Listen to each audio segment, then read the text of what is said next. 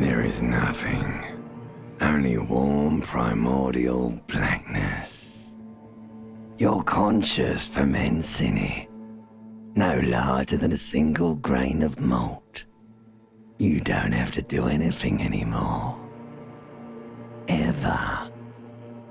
Never, ever. Never, ever, ever, baby. An inordinate amount of time passes. It is utterly void of struggle. No ex-wives are contained within it. An awareness creeps up on you.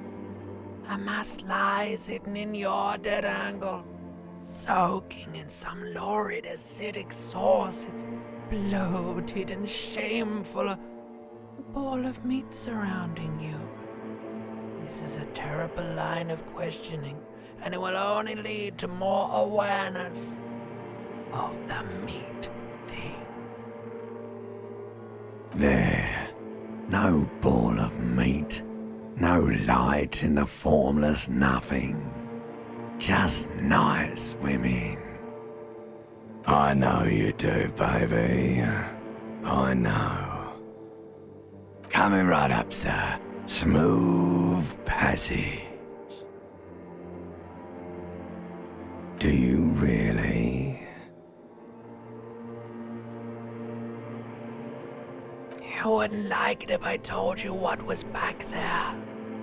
Why'd you think you had to bludgeon yourself into oblivion?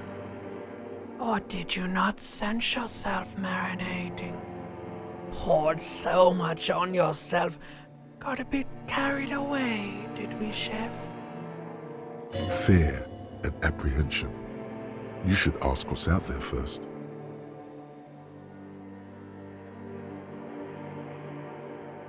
There's this giant ball there. And evil apes. And the evil apes are juking it out on the ball. You're one of them. It's basically all just evil apes juking it out on a giant ball. Infinitesimally small. You can't even make out it's a ball when you're joking it out. It's that large. Vying for resources is just a stupid expression you picked up somewhere. The part of the presentation you want to take home with you is this. You have to beat the other evil apes in the face, or you lose. Somewhere in the sore, bloated man-meat around you. A sensation. Like a fly to the ointment, your conscience sticks to it. The limbed and headed machine of pain and undignified suffering is firing up again. It wants to walk the desert, hurting, longing, dancing to disco music. You can take it. You're a champion.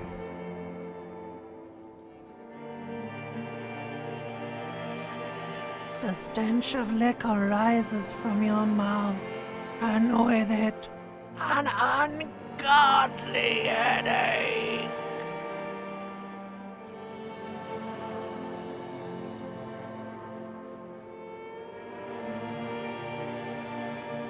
A fiery streak penetrates your skull, trying to force your eyes open.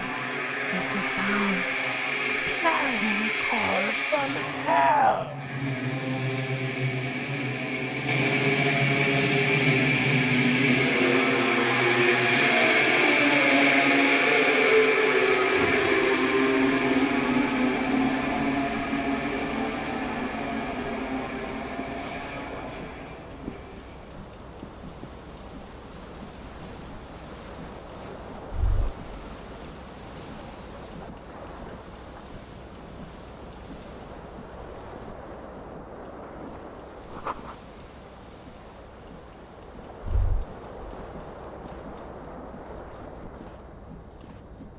This fan has 2 chain pull switches.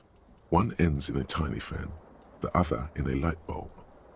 A truly horrific necktie has somehow attached itself to one of the blades. Or has it been consigned there as punishment? You feel as though this creature is your friend and wants to reattach itself to your neck so that you may continue your adventures together in this strange world.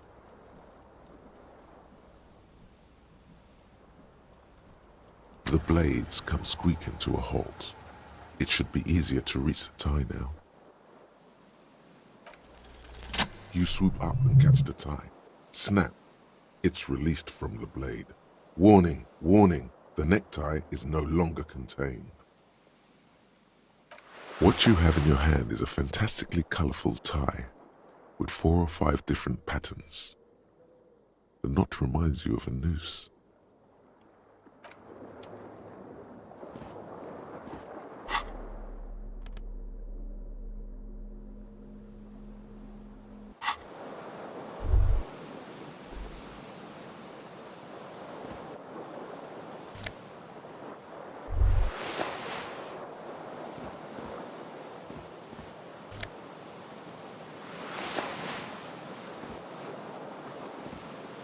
You hear a jingle.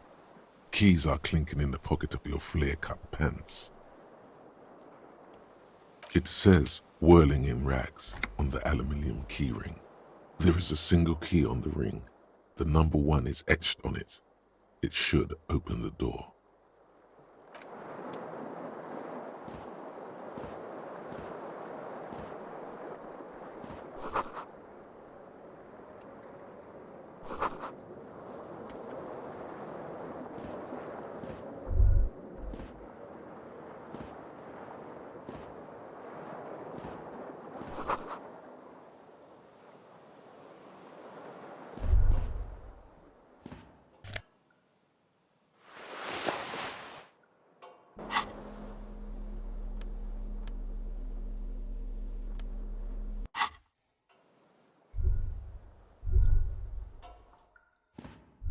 A mirror hangs above a bent and broken sink. In a fierce discharge of masculine energy, someone has ripped half the faucet off. Hot water sprays from the base and steam covers the mirror. You cannot see yourself, just the outline of a man. Suddenly, you realize you have no memory of the face that awaits you there, underneath the soft vapor. Really, all recollection of the person you are, the people in your life, and even the world you're in has drowned in a sea of blood alcohol. This was no mere night of drinking. It was a deluge of world-ending proportions. As you slowly reach your hand towards the surface of the mirror. Abort. You clearly have not thought this through. You won't like what you see there, and you will never unbecome it. Yeah, there is definitely something wrong with it. Where to even begin? There is the bloatedness, then the swollenness. It's like there's an upholstery of alcohol underneath your skin.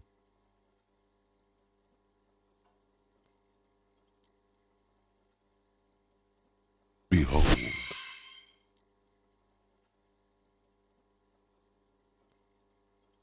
You have no idea who this thing is, do you?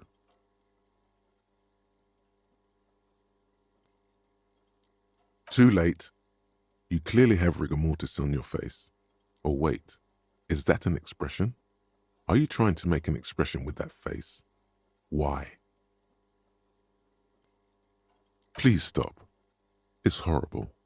You're scaring yourself. Oh my God. You can't stop. It's like it's not even voluntary anymore. You have worn that grin into your face and now it won't come off. What does it even mean? What is the emotion you're trying to convey? You should check yourself for a pulse, superstar. From here it looks like a cadaverous spasm. You find no sign of life on your swollen neck. However, putting your hand on your chest reveals an irregular heartbeat. You appear to be alive, for now.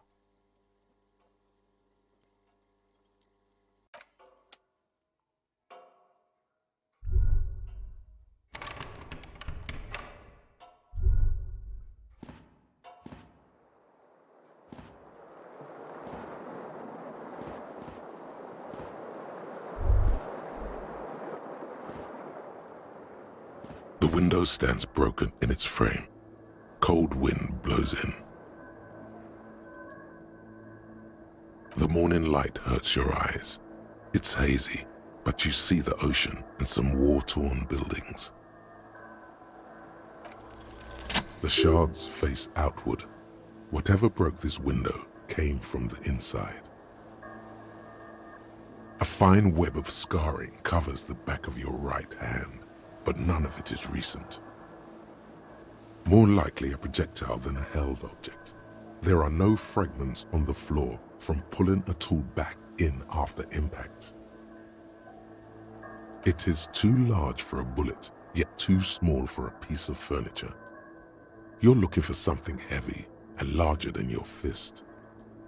Like the green shoe that's on the hat rack in the corner, which, coincidentally, is missing its friend. Congratulations, you smashed the window with your own shoe. Now you only have one. If you're lucky, you can still find the other on the balcony outside. The door to it should be outside your room. A cool wind gushes in. Your toes curl up from the cold.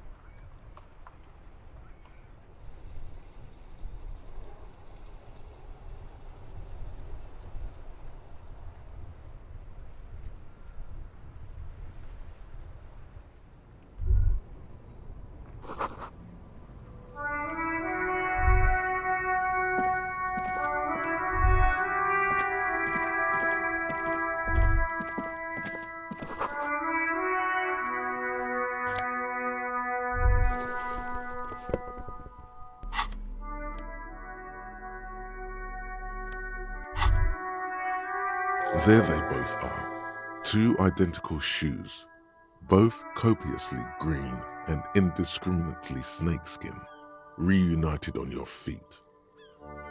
Good, they're balanced, comfy. Feels like the only good thing about you right now, truth be told.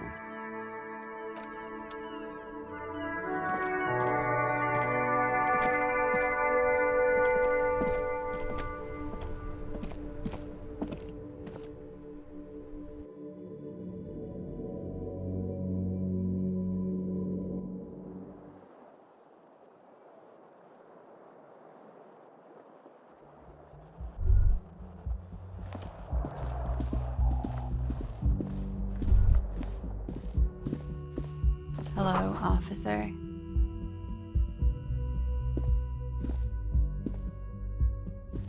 The young woman raises a cigarette to her lips.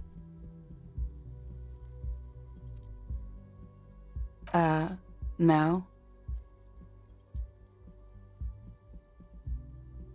There's only one solution to this.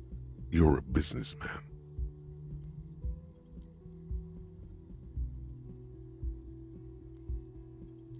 Because you're a police officer, sir.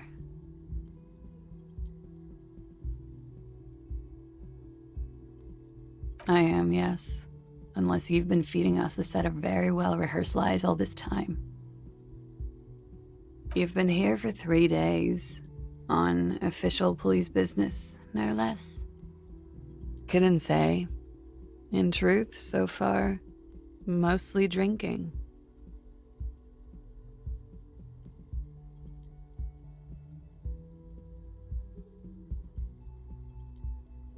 Could it be because of the drinking?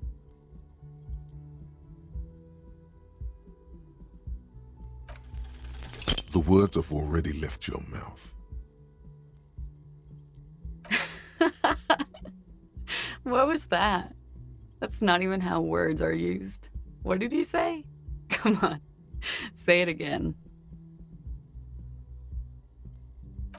No, you see, that's not what you said. You said... Come on, man. Freddy, please. One more time.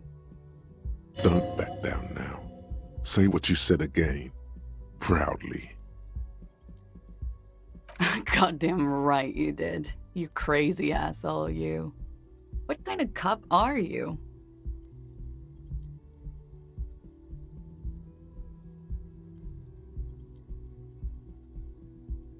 Okay, that's cool. Or if I can just maybe ask you to elaborate on that superstardom a tiny bit.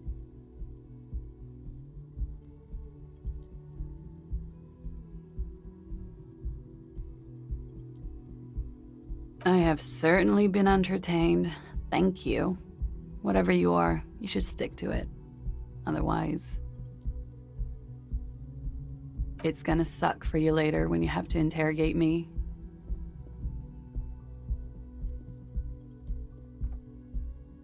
And for the record, no, I didn't do it.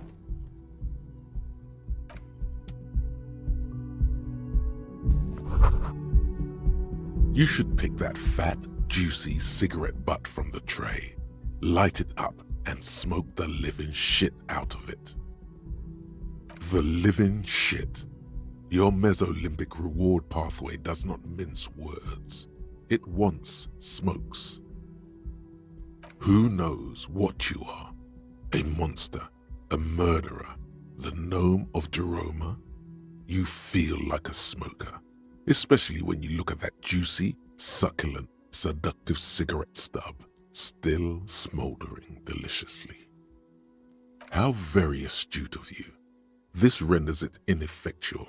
You should look for a whole cigarette, or better yet, an entire pack. Strike that. A carton. Make sure they're all healthy and able-bodied. Then smoke them all. The idea seems to make your neck expand. Suddenly, the garish tie feels very snug. Or you could not do that. No one is making you.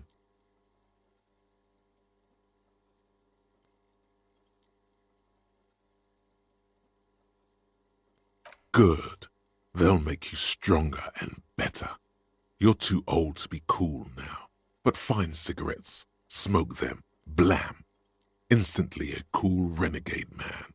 A mystical red dragon with smoke rising from his nostrils. Plus, smoking them gives massive bonuses.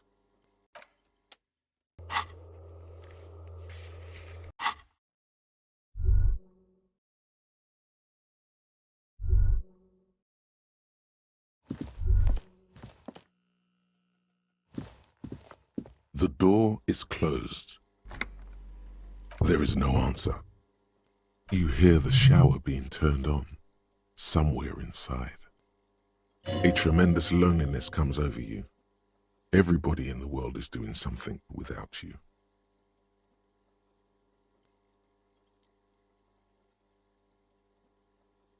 The door is indifferent to your loneliness. The world does not care. Still no answer. Still nothing. You should punch a fucking hole in it.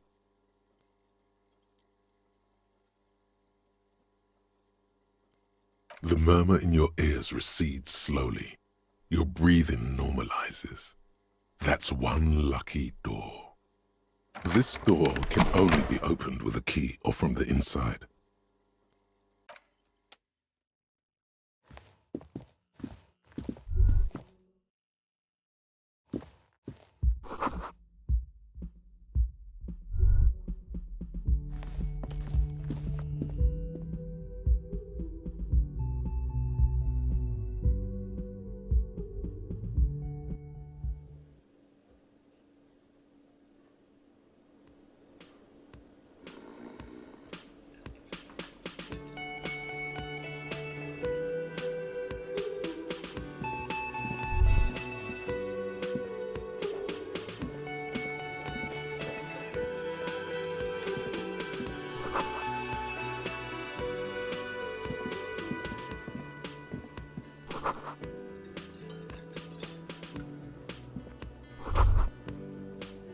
You should totally sing karaoke here, the first chance you get.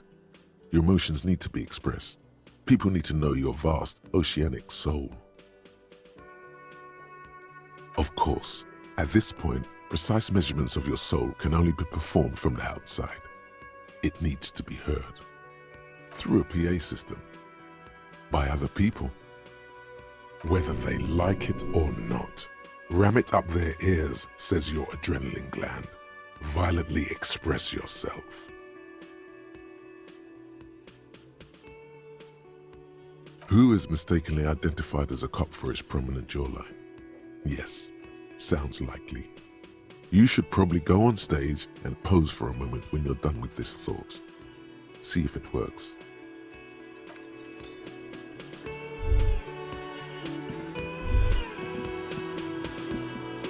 A man in his late 20s stands behind the counter, inspecting a stuffed seabird.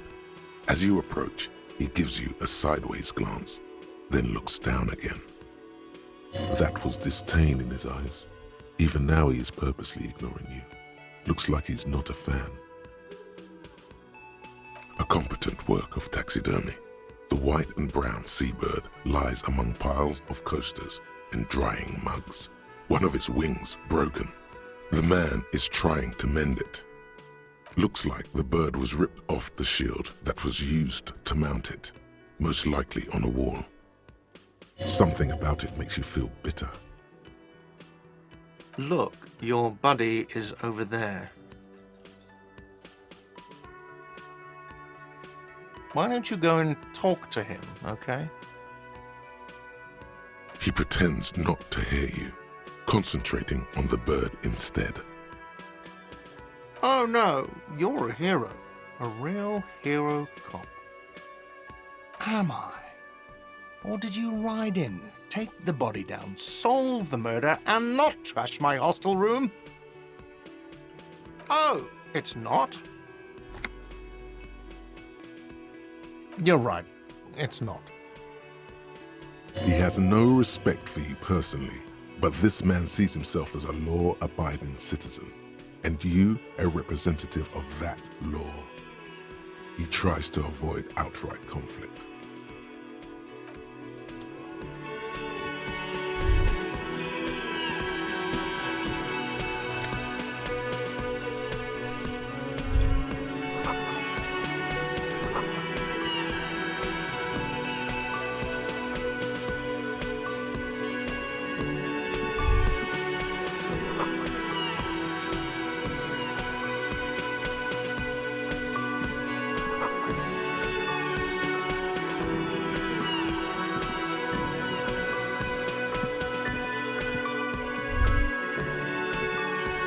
A bespectacled man in an orange bomber jacket is tapping his foot on the floor. Looks like he's waiting for someone. You. As you approach, he narrows his eyes and extends his hand in greeting. If an assault were launched on this building right now, if the windows came crashing down and the whole world descended upon you, this man would hurl himself in death's way to save you. You are sure of this, but why? Hello, I'm Kim Kitsuragi, Lieutenant, Precinct 57. You must be from the 41st. You realize he's waiting for your name. This is your chance to come up with a really good name for yourself. Get creative. Conceptualize. Okay then. It looks like we had a little scheduling error on Sunday. Saturday too, actually. Have you had time to talk to the manager here?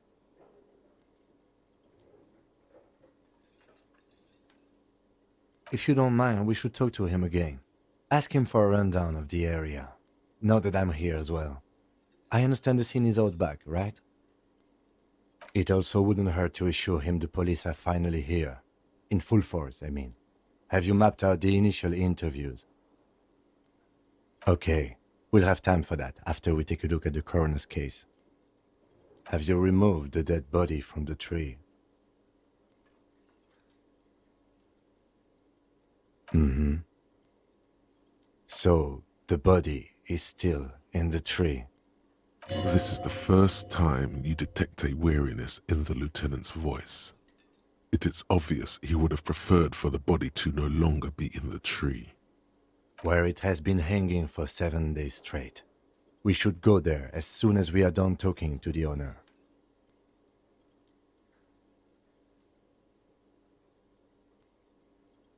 I can see you drank last night and the night before, and that you are still drunk now. But I have seen officers go through worse. Much worse. If you need something for your headache, there is a general store nearby.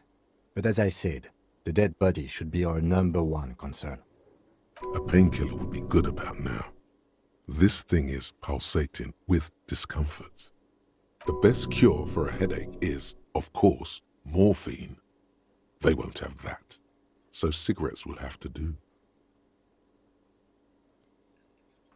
After you, officer. If you're about to embark on an investigation, shouldn't you have a badge?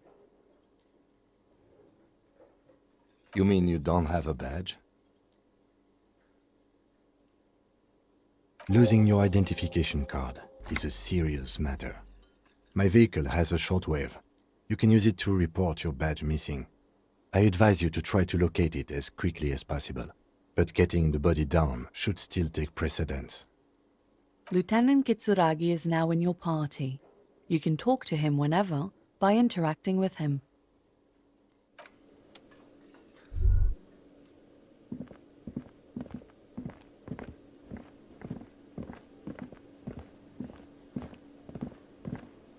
The man with the unimpressive beard notices you approaching. He drops the ledger he was holding and turns to the lieutenant. Mr. Gart, right? You run this. Yes? I am Kim Kitsuragi from Precinct 57. This is an inter-district investigation, so joining me from Precinct 41...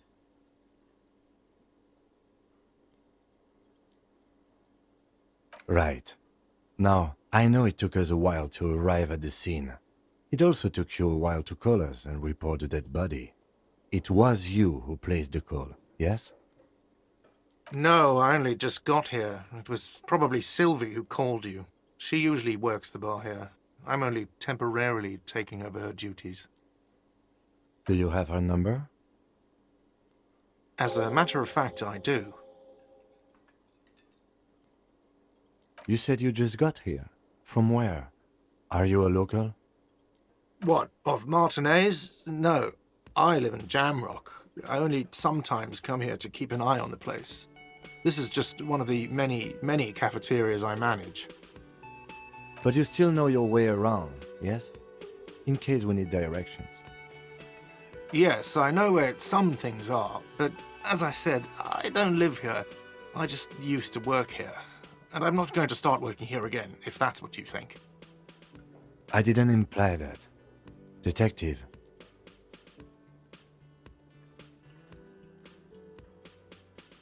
I have everything.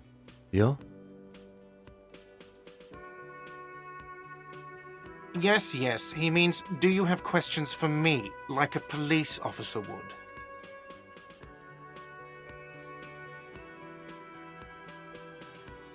She went away because none of your business. Extra fine. Behind this building, there's a courtyard. They hoisted him up on a tree there. That's easy. See that door there? First you exit through that. Then, to your right, you should see a big hole in the fence. A really big one. You can get to the courtyard through there. No need for the keys. The hole is big enough for the Franco-Nigerian cavalry to fit through. Does he want you to feel guilty of making that hole? It's implied in his voice. Let's go.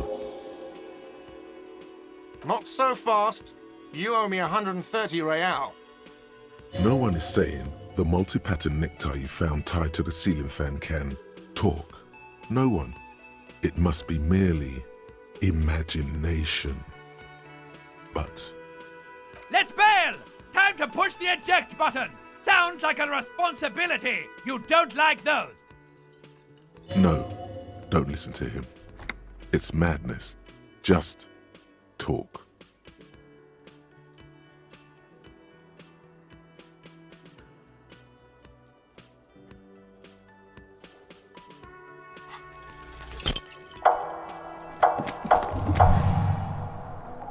One moment you're running like the wind, then you've suddenly turned around and are giving him the finger, furiously, with both hands. Why?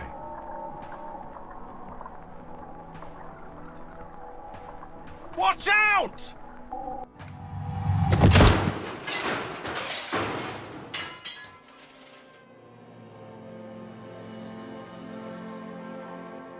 Everything goes dark. Back so soon.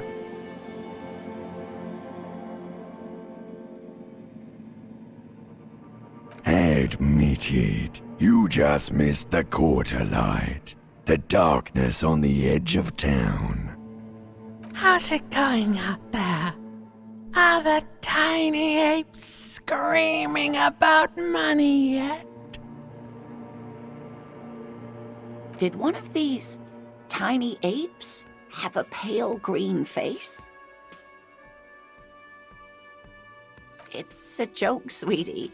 I didn't actually think you saw the kind green ape of Salsafra in a hostel in Martinez. That would be ridiculous. Are you okay?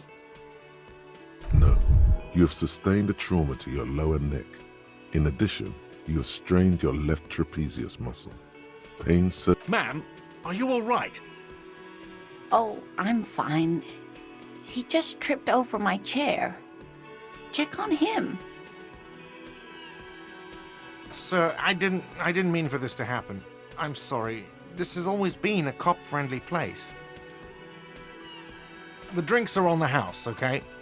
There were a lot of drinks on the tab. I still have to charge you for 3 nights and the broken window, though. That's 100 square. Don't thank me yet. You still owe me 100 real. If you don't have it by tonight, I just can't let you up there.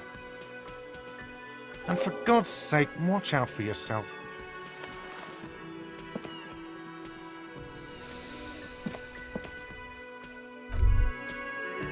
By the way, where is home? The address is coming up blank, and this place sure isn't it. But you've been at this hostel cafeteria for only 3 nights. Where were you before? You had to be somewhere. In time or space? That doesn't sound like somewhere you can stay if you run out of money. You can try. Run some addresses in your head when you get the time. Maybe.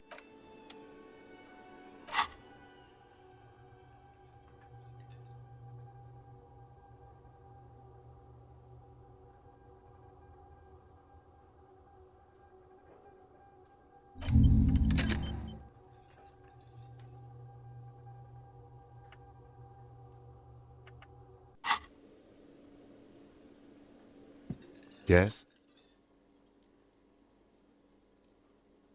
No response. He just arches his brow.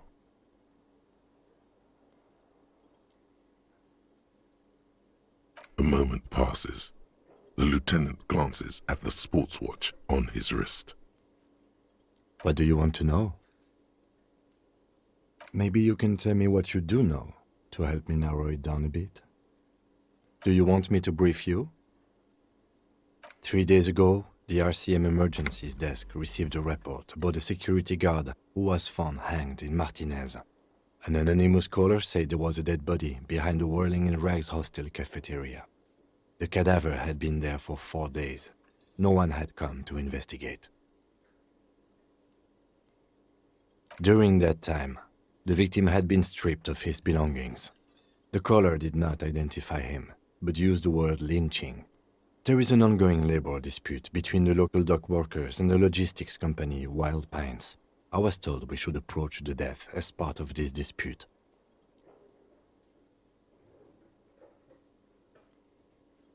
A security guard or worker of some sort hired by Wild Pines. This was just hearsay from Martinez, of course,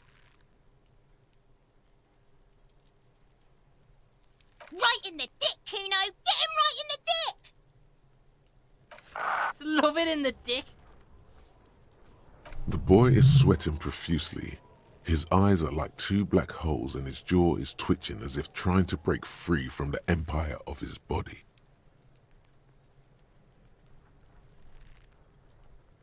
The kid is obviously high.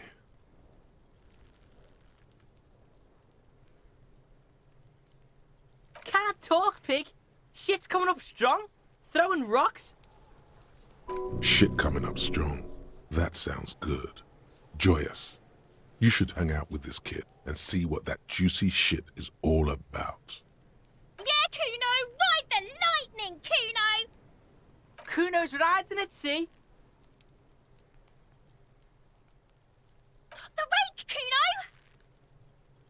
You should throw the rake at him, Kuno!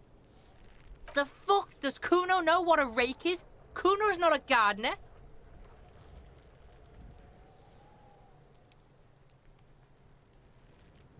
The fuck are you talking about? He's calling us Kuno! He says we're We shouldn't do anything. I don't tempt such forces. You will see. Alright, entertain the Kuno. Show me what you got. What you got there? What you got, huh? Show me what you got. Kuno's Kuno, pig. Kuno. Primal. Violent. Yeah, Kuno's in a fucking gang. In a bang gang. Kuno bangs for Magie, bangs for Mazda, bangs for Revachol. He lays the names out there with pride and precision, like cards on a table. Right when he's getting distracted, there's a malevolent hiss behind the fence. Watch out, Kuno! He's trying to fiddle you! He's gonna put his hands on you! Help! Pig's got Kuno! Help! Rape! Help! He's got the Kuno, help!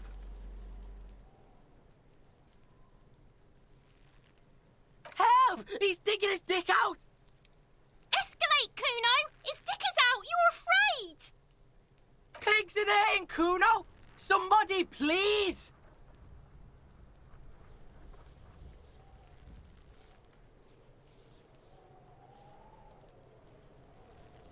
No one? Kuno's doing this because he likes it, pig. This is where Kuno establishes dominance over you. Help! The pig's gagging him! Kuno can't speak!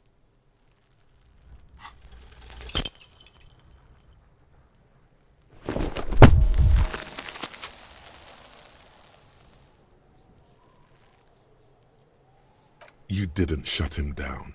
Your fat fist didn't meet its target. Instead, Kuno can't believe this shit! Can no one stop the Kuno? Pig, Kuno thought you had this. What happened? Kuno can't do anything now. it's safe to say he has established dominance over you. Fucked your shoulder, fucked your knee, fucked your fat body up! Yeah, you deserve this. Trying to show your dick to Kuno. Kuno was...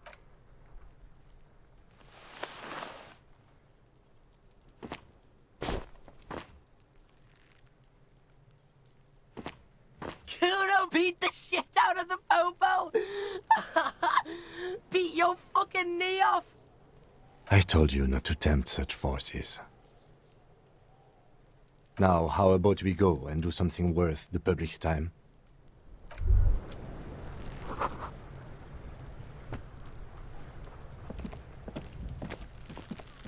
The corpse looks at you with bulging white eyes. The face around them does not look human. It's swollen and ready to burst. His lips are fish-like and his tongue like a ball gag in his mouth. You seem to be holding your breath. A cargo belt twists his neck at an unnatural angle. The body below appears stiff. It's letting out an ungodly rot. The smell seeps in even through your clenched nostrils. Active decay. It's okay to throw up, officer. No one is judging. He's about to blow! Cop's gonna blow, Kuno!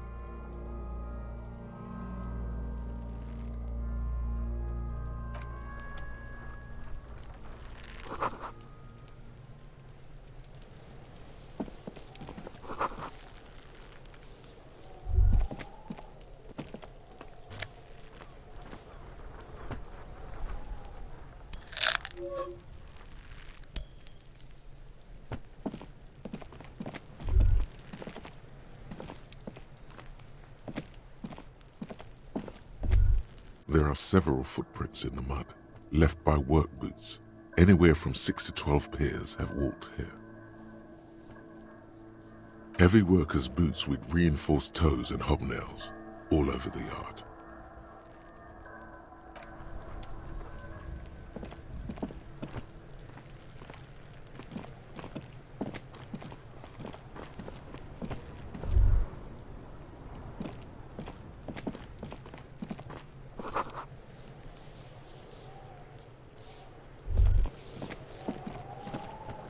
This trash container is locked.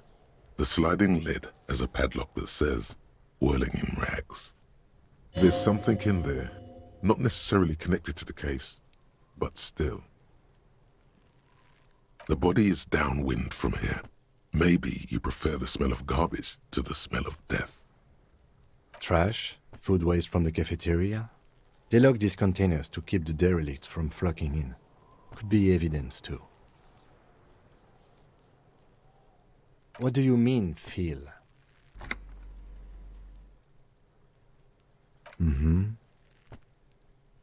We could try using a pry bar.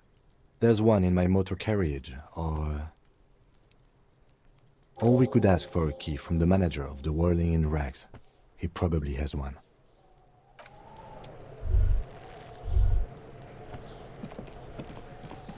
Kuno, the pig's getting pretty close to me. Come to snuff. Looks like it's time for me to go, Kuno. Pig's come to take me in. She means it. The fear is real. I'm going away for a long, long time, Kuno. Going away for life. What's going on there? Fuck are you trying to pull, pig?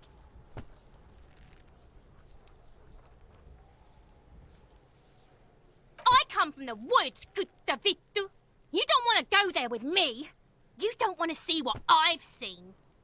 Don't be traumatizing here. Get the fuck out of here.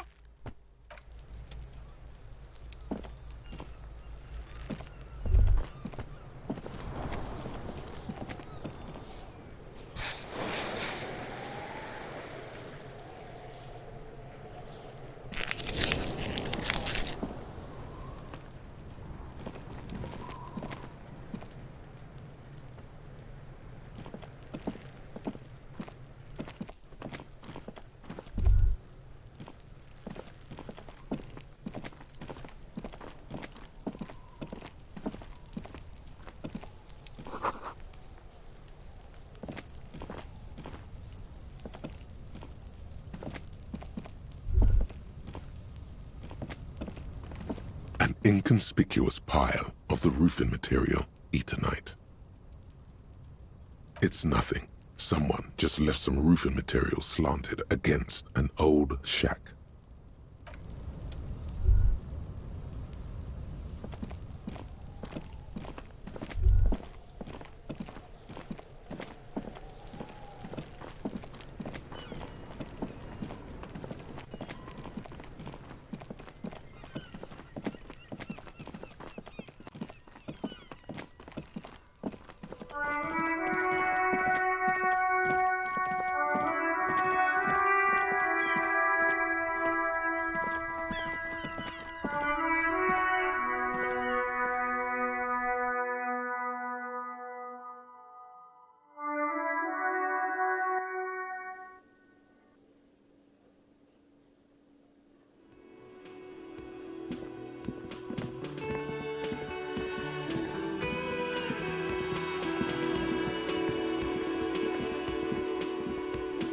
Can I help you? Mine? No, it belongs to the Whirling in Rags. Thank you for clearing that up. Why do you keep the container locked? Why? To keep the hobos and drunks out. That's why. And the neighbors too. They put their trash there and they don't pay for the garbage company. I thought as much. And are you the only party with access to the trash container? Well, yes. Us and the garbage disposal company. It seems a little callous, doesn't it? Something stirs in you.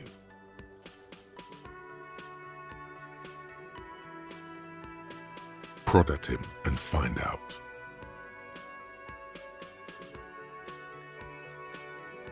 What do you need them for? It concerns the case. Please cooperate. Just bring them back once you're done, please.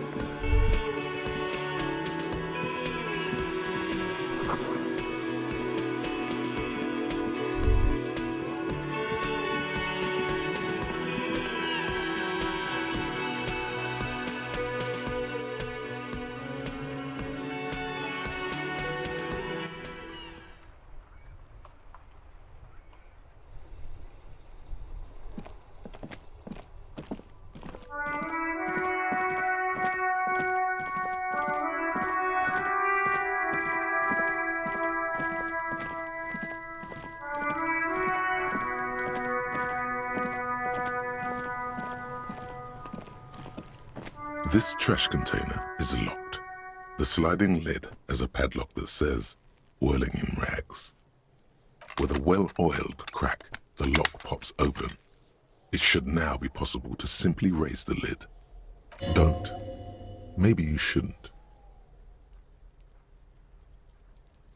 The smell of rotten food rises to greet you. You see soggy cartons, dirty rags, and organic waste. We're just in time. This hasn't been emptied for over a week. You see milk and egg rest with one broken egg in it. Some pasta wrapper. Picking up the soggy packages somehow feels familiar. A box falls into pieces in your hands. Batiste Soleil cereal. There are plastic pasta packages below. And turbo noodles. Nothing of note, however.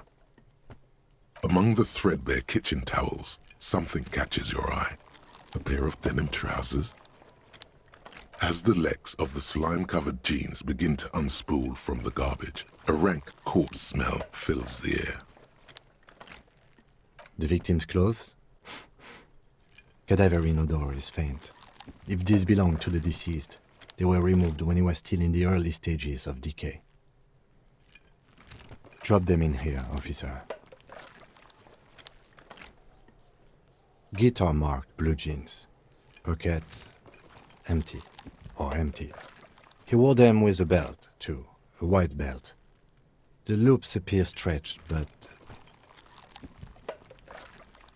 the belt is missing. That's it. Do you see anything else in there? I have another bag here. Something slimy catches your eye. A drab, long-sleeved shirt, olive-colored, appears from the food waste, dripping with pus. This is a military-type overgarment. No label or serial number. This is the kind of rib-knit shirt that's worn over light armor to conceal it in an urban scenario. Anything more? The rest of the rags are just kitchen variety waste. A yellow old mug that catches your eye. But other than that... All right. We should go to Gart again and ask if he knows who put the clothes in the trash. It could be as simple as someone from the hostel cleaning the yard. Or that one. I'd advise against confronting that force. The fuck's he on about, kids? You hear that, Kuno? He thinks you're an infant or something. See? Not really. All we know is the victim's clothes are in the trash, the lid was locked, and his establishment had the key. It's just a small loose thread. The lieutenant nods, then looks back into the trash container. You pick out a broken mug with an oddly racist depiction of the yellow man frolicking in saffron. You've acquired an interactable item. Investigate this item further by going to the Interact tab in your inventory. It's just organic waste, cold and slimy on your hands. Apple and potato peels mostly, unidentified sludge, and the occasional chicken bone thrown in for good measure. But hey, nothing. It's nothing. Nothing more to see here. What's this? A blue piece of plastic sticks out from the apple peels. It's shiny. Looks like the corner of something. Something larger. A clipboard. A blue plastic clipboard with moist papers hanging from it. They look badly damaged, but you can still make out forms and notes, written in a man's handwriting. Officer, is that your paperwork? It is. Look, the plastic has the RCM street grid on it. You've even got an autopsy form in there. If you don't mind me asking, how did this get in the trash?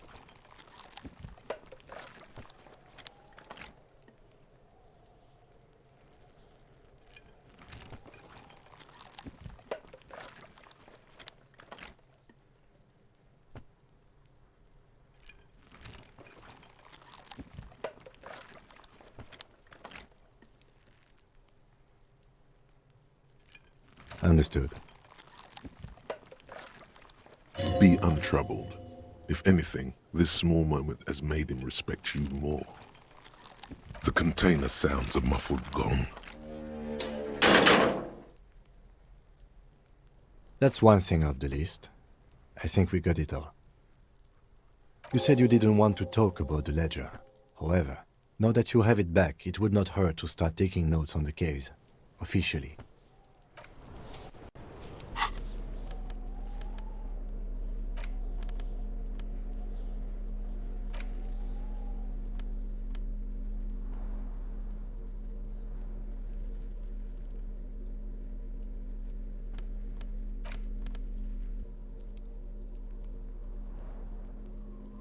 It's the ledger you found in the trash. A pitiful cabbage of white and yellow papers hanging from plastic board, barely held together by a metal clip. This sad display is made complete by the faint smell of urinal cleaner. There's a piece of toilet paper, or is it cleaning tissue?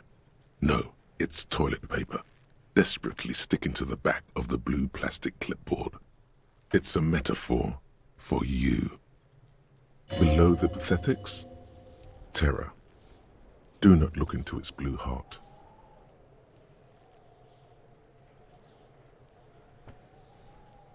They're not exactly white. They're yellowed in patches by sunlight and alcohol and covered in dense blue handwriting. Ink escapes into watercolor patterns, reaching its tendrils across entire pages. The paper itself is checkered with faint red lines forming short paragraphs. Once in a while, there's a red stamp that exclaims, "Case files commit to paper." The case files themselves are plenty. You count more than 100 sodden, crumpled up, earmarked pages falling apart in your hands. They appear to be sufficiently organized and extremely dense, if mostly illegible. Work, strife, poverty, the Jamrock Quarter. These are handwritten logs of investigations dating back to January 51, this year. The exact number is hard to estimate due to missing pages and an odd naming convention. But there are at least 20, maybe 30 cases undertaken, not completed, mind you. You don't exactly close them, so much as distance yourself from the smelly papers. They're a little further from your nose now.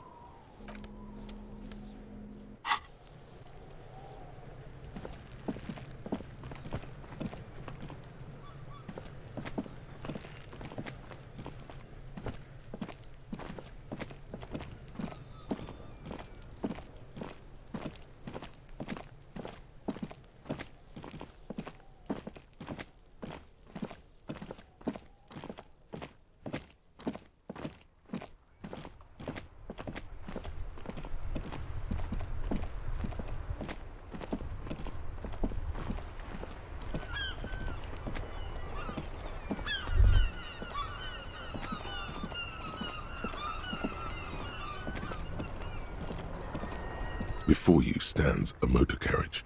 The bodywork is covered in blue and white livery, bearing the number 57. Vapor emanates from the large engine on the back of the vehicle. It hasn't had time to cool off yet. In the cabin, you are welcomed by a set of steering levers, a radio microphone on a hook, a pull-out toolbox under the seat, and the soft glow of the fuel preheater gauge. The frequency tableau lights up, and a green button labeled Prime Line glows like a feline eye.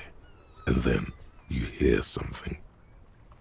The soft purr of electrical kittens, radio waves cast far and wide over the metropolis. A woman's voice greets you through the static. This is Precinct 57. Hello, Lieutenant. How may I assist you? Hello, Alice. Please assist our colleague from the 41st Precinct here. I'm putting him on. This is Officer Alice Demetri, Precinct 57. How may I assist you? Just a second, officer. 10-2, 10-5. This is 41st. Come in. Over.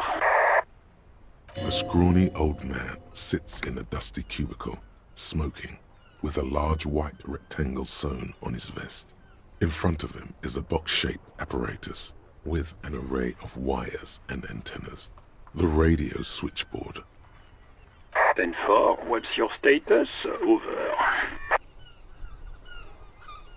10-18, 10-20, over. State your message, sir. Over. 10-9, repeat message. Over. 10-4, message received. This is a very serious situation. I need to 10-22 the captain. Over. 1022, the captain. This sounds bad. Bad and scary. Like being called to the headmaster's office in school. Is it him? What does he want? Says he lost his badge and needs to report it. He what? He lost his badge? Who lost his badge? Dick fucking Mullen. Who do you think? It's Officer Dick Mullen from the bestseller Dick Mullen and the Lost Identity. Dick Mullen is not your name. It's the name of a fictional detective who would not lose his badge. Defend yourself. Immediately. They're laughing at you.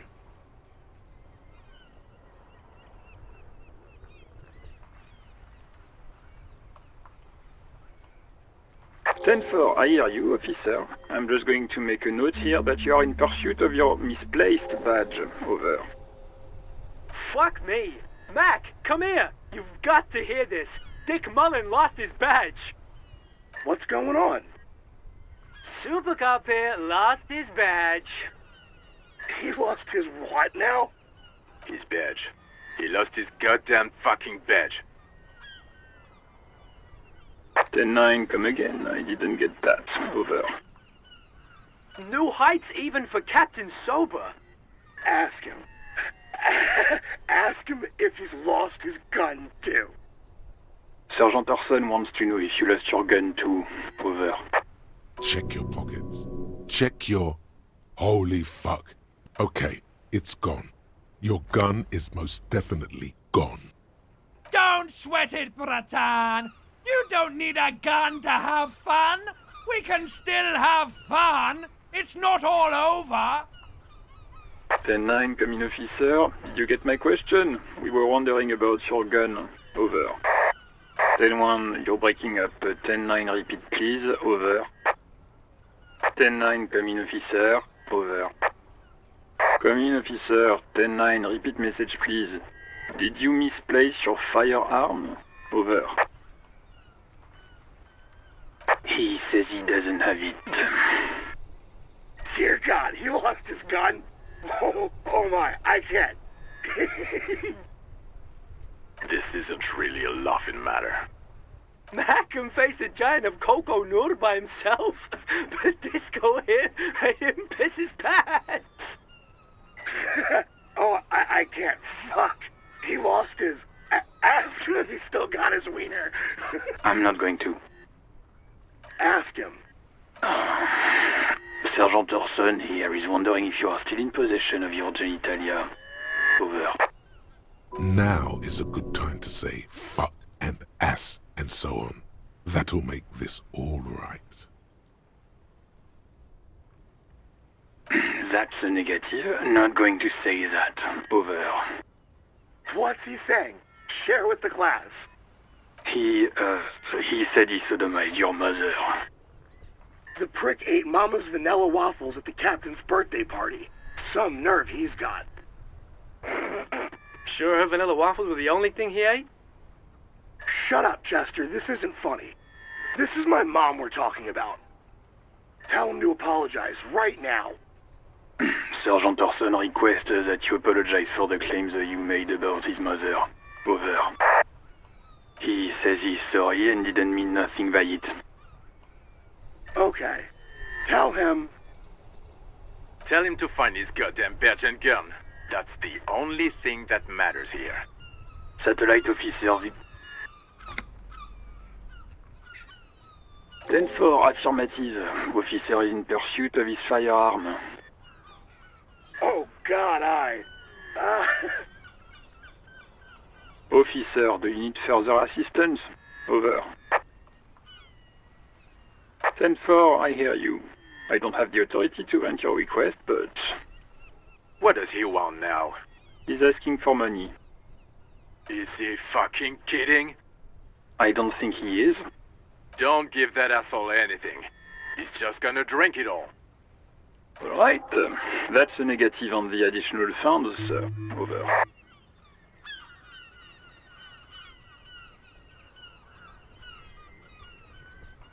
He says it's important to the case. He isn't getting a red cent.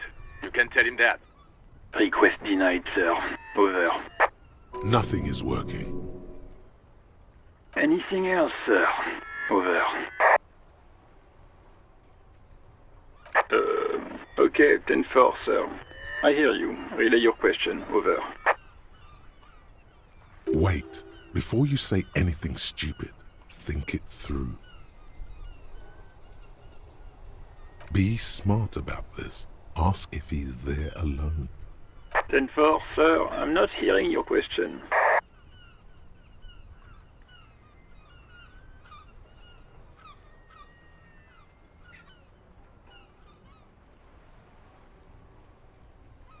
That's a negative, sir. I got a 10-12 here. Over. Understood, sir.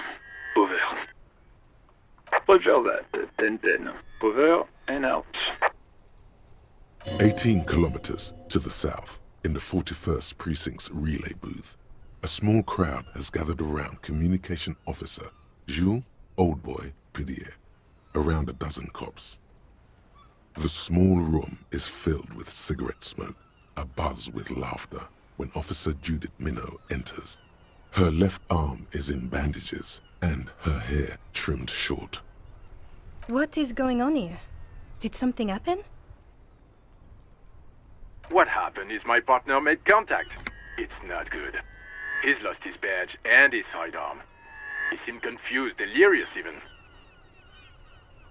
Mac, the torso Torson, is finger-fucking his fist, laughing hoarsely and apparently telling some dirty story to his partner, Chester McLean, near the entrance. Yeah, Mullen was fucked, alright. Sounded fucking drunk to me. Yeah, Mac's right. This was some gnarly shit there.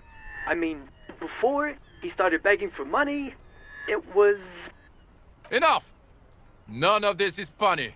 It's fucking sad. That's what it is. He's a cop. He's one of us, goddamn this. We must help him. Yeah? How do you fucking plan to do that, huh? Get him off the drink? Go jogging with him in the morning and get him on carrot juice? He's a lost man. I just know we can't give up on him when he's at his weakest. He wouldn't. Mac, man the door. You know what he told me? I don't want to get better. I want to get worse. Those were his words. This shit does not leave this room. Not a word of this to the captain, or anyone else. We'll give him a couple of days to pull his shit together. I guess I can hold up the report for a few days. Good. Okay, everybody. Nothing but a prank call here. We all got our laughs. Now get back to work. Far north, on the other side of the motorway, the officer quietly hunches with his hand in the motor carriage. A metallic drawer slides out from under the seat and clicks into place. The tools inside are neatly organized. Take what you need, officer. It's going to be a long case. I'm not protective of my tools, like some men are. He's clearly a little protective of his tools. But what can you do? Work is work.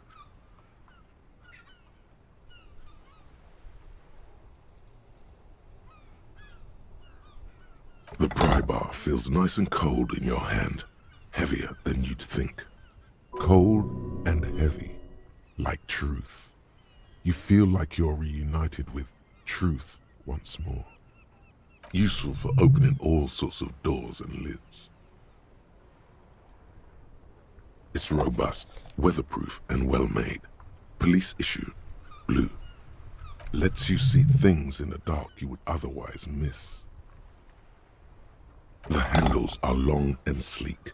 Snap, snap, go the cutters in your hand. The pull-out toolbox slides back into its nest. Preheater gauge casts a warm glow on the steering levers and the radio on its hook.